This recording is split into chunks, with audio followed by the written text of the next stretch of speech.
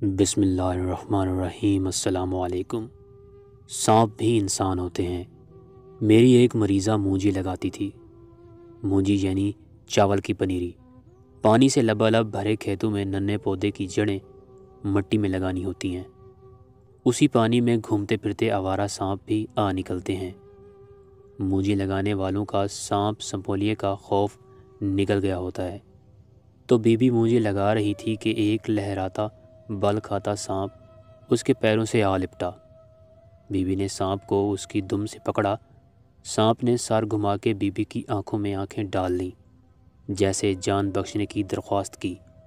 लेकिन बीबी ने उससे नज़र चुरा के ज़ोर से घुमाया और करीबी दरख्त से उसका सर दे मारा। सांप तो चला गया, लेकिन उसकी आंखें बीबी के पास रह गईं।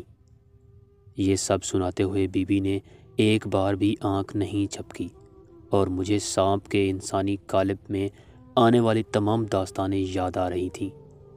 ध्यान बटाने को पूछा, तुम्हें डर नहीं लगा? तो कहती, नहीं डॉक्टर जी, डर कैसा, बस तरस आया था बेचारे सांप पे। सांप भी तो एक तरह के इंसान ही होते हैं। मैंने कहा, फिर उसे बख्श देती, जाने देती? तो कहती है, ना जी, मेरा सारा ख़ानदान उसी खेत में मूंजी लगा रहा था। हम सारे भी तो इंसान ही होते हैं।